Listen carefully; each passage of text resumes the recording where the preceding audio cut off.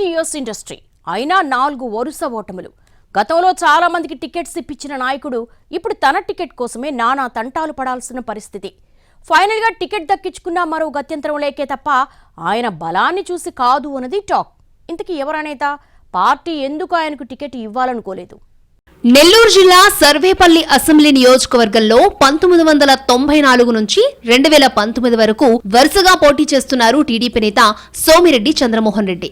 అయితే 94, 99 ఎన్నికల్లో మాత్రమే గెలిచారాయన. చంద్రబాబు కేబినెట్ లో 2 సార్లు మంత్రిగా పనిచేశారు. జిల్లా పార్టీ అధ్యక్షుడిగా, టీడీపీ ముఖ్య నేతగా రాష్ట్ర స్థాయిలో చలామణి అయ్యారు సోమిరెడ్డి. జిల్లాలో ఏ నాయకుడికైనా పార్టీ టికెట్ ఇప్పించే సత్తా సోమిరెడ్డికే ఉందని కూడా చెప్పుకునేవారు. కానీ ఈసారి ఫేట్ తిరగబడింది. వేరే వాళ్ళకిప్పించే సంగతి పక్కన పెడితే తన టికెట్ తెచ్చుకోవడానికి నానా తంటాడు పడాల్సొచ్చింది.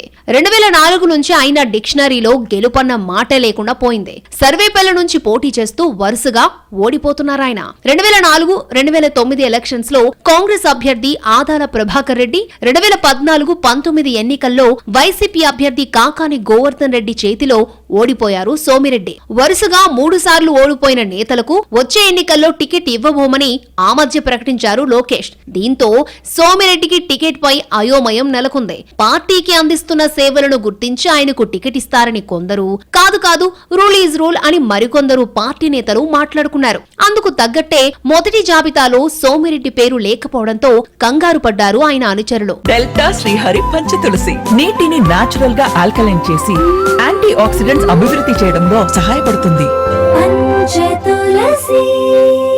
రెండో జాబితాలో తప్పకుండా ఉంటుందని భావించినా అప్పుడు కూడా నిరాశ ఎదురైంది.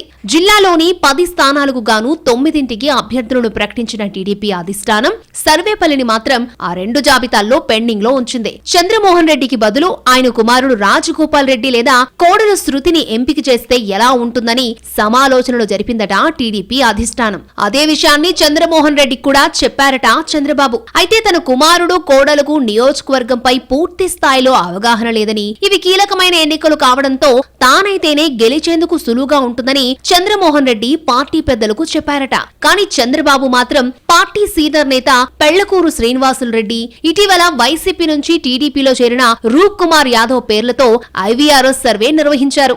ఈ విషయం తెలియడంతో సోమిరెడ్డి శిబిరంలో ఆందోళన మరింత పెరిగిపోయింది.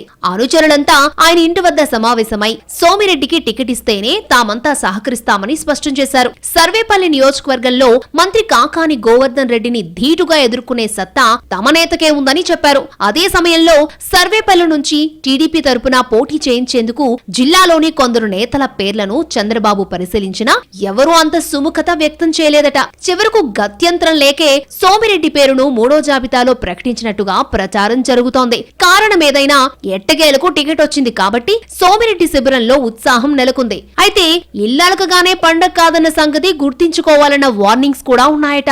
వరుసగా 4 సార్లు ఓడిపోయారు కాబట్టి ఈసారి గెలవకుంటే ఇక నియోజకవర్గంలో తలెత్తుకోలేమని, ఎవరూ దిక్కు లేకున్నా మరోసారి టికెట్ ఇచ్చే పరిస్థితి కూడా ఉండదని సాఫ్ట్ వార్నింగ్ ఇస్తున్నారట కొందరు. మరి ఈ టీడీపీ సీనియర్ ఫేట్ ఎలా ఉంటుందో చూడాలి.